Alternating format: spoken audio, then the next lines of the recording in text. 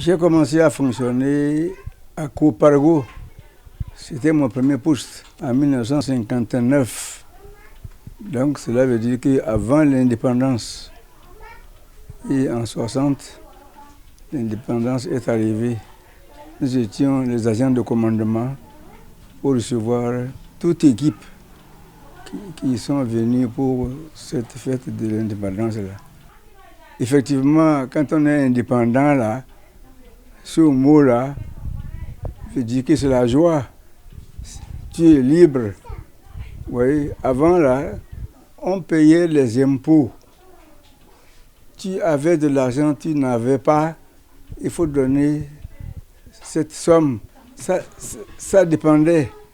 Et quand j'ai commencé, c'était 1860 pour l'impôt. Et pour aller au service militaire, il fallait avoir 18 ans. Tout ça là était forcé. Avant, il n'y avait pas de voyage là. Aller au Ghana, c'était difficile.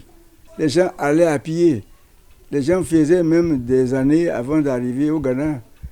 D'autres pour la Mecque, c'est à pied. Il n'avait pas de camion. Tout ça là, ça a changé après l'indépendance là. Les camions ont commencé à rouler.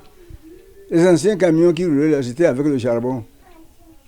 Derrière Djougou ici, là, à 3 km ici, là, c'est là qu'on cherchait le charbon. Et le charbon servait à la place du carburant. C'était l'essence, ça, le charbon, là.